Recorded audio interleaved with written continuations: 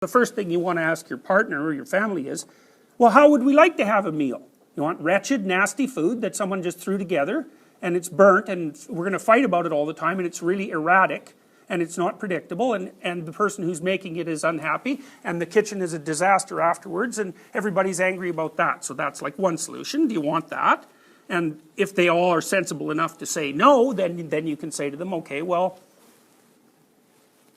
what's the alternative? And then you can think, well, we could imagine what the alternative would be, and then we can work on laying out the micro processes that would lead to that outcome. And we can practice them over time, and we can assume that if we don't get it right in 3 months, that doesn't mean it's hopeless. And so, when Freud, let me give you an example.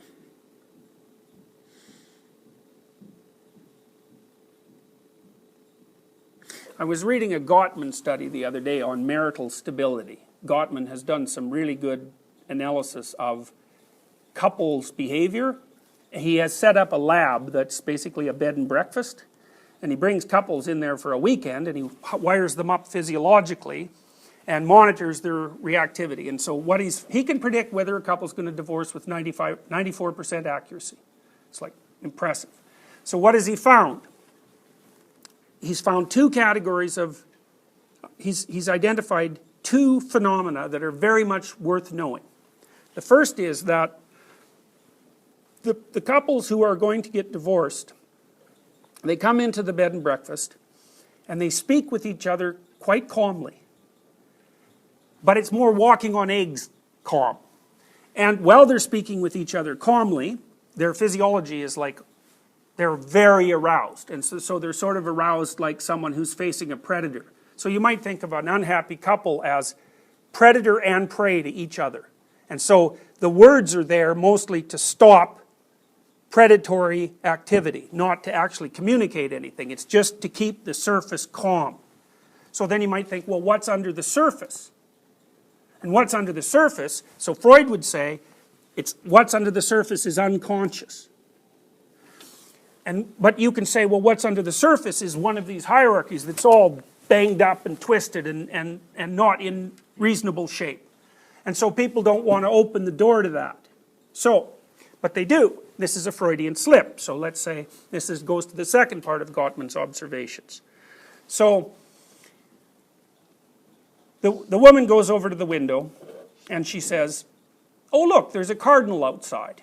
You know, cardinal's that bright red bird, they're kind of cool looking. You know, it's kind of a trivial thing in some sense, but by the same token, it's a little positive thing, and you know, 20 of them in a day is a good thing. Okay, so then the partner, the husband in this example, has a 2x2 matrix of choices. One is, who the hell cares about your stupid bird? Okay, so that's one. The second one is, then you go over and look at the bird, right? And the third one is, you don't make the contempt noise, but you act it out.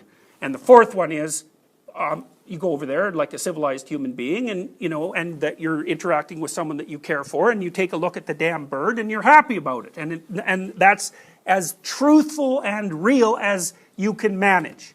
Okay, so the option, that's a Freudian slip.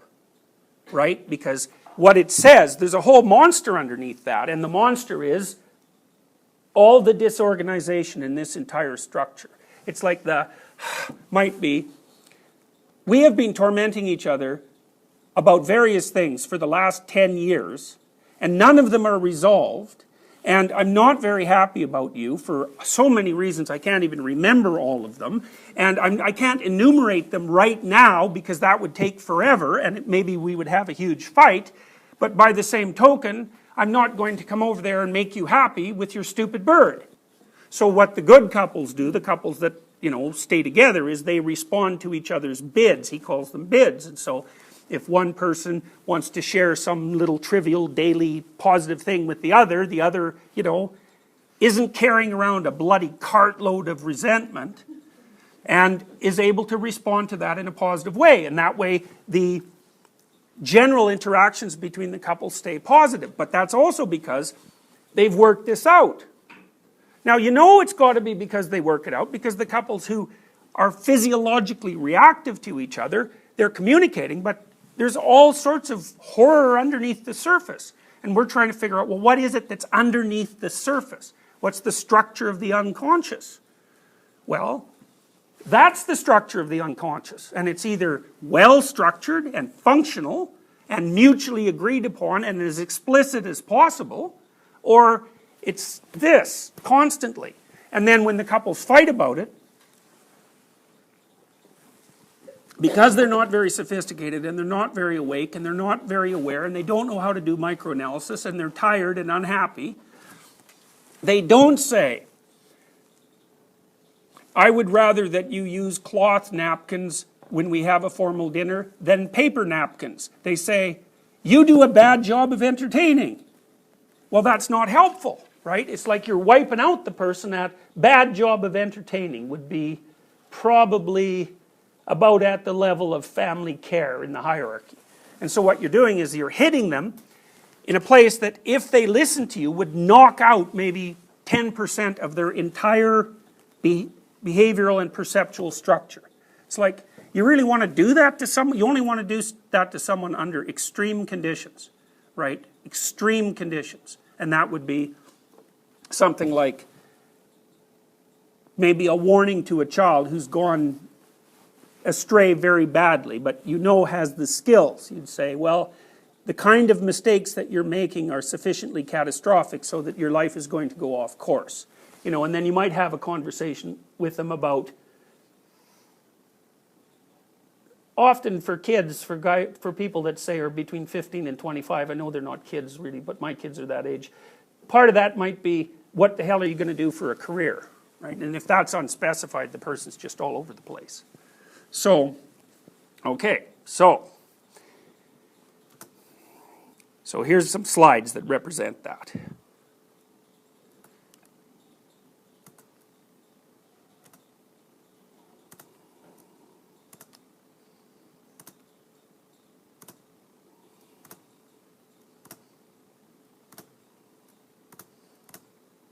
Right? So you see the progression of that. And if things are operating at the top of the hierarchy, what that means is you've mastered all the subsidiary elements. And you've built them, it's not only from the bottom up, but because the levels cross-talk, right? You know, so you can use, and that's the next thing we're going to talk about, because you're not just a behavioral creature. You're not just an animal like a chimp. You're capable, there's things you can do that animals can't do. And what that is that not only can you act things out in a manner that through action will organize your hierarchy, because that's what animals do, but you can also represent that hierarchy. You can think about the hierarchy, you can articulate the hierarchy, and you can play with it abstractly. And that's what you're doing when you're engaging in philosophy, and that's also what you're doing when you're negotiating. And that's a really good thing, because it means that you can not only conceptualize changes and then implement them, and you can conceptualize a broad range of potential changes and improvements, and you can implement them and you can observe what happens, but you can also communicate that to all sorts of other people. So it's a great thing to be able to do. The problem with it is, obviously, that because you can abstractly represent and question, you can also knock the hell out of your belief in the top elements of the hierarchy. It's like, well, what does it mean to be a good person anyways? You know, or why should I be a good person? Or is there any utility or meaning in being a good person? Or is it even reasonable to say that there's such a thing as a good person? It's like, I think all of those questions in some sense are ill-posed, and the reason I think that is because they're at the wrong level of resolution. You know, you don't throw the damn baby out with the bathwater, so to speak. So if you're going to critique something, don't start at the highest level of abstraction. And I think that's a big part of what's wrong with what people are taught in universities today, because you're often taught to criticize systems at the highest level of abstraction. It's like, well, there's something wrong with capitalism. It's like, really? You're going to do something about that, are you? And it's going to work better in your lifetime. That's going to happen. It's like, no, it's not going to happen. You know, if you stick a stick in a functioning machine, even if you think the machine, it's all rattly and it's like pulling people's arms in and it's got all sorts of catastrophic problems, you come along and like hit it with a stick, it's like it's not going to run better. It's the wrong level of analysis. And just because you have a stick and you can see that the machine doesn't work very well doesn't mean that you're very bright. It's like, obviously it doesn't work very well. You know, it's like, that's not the issue. The issue is, could you improve it without making it worse?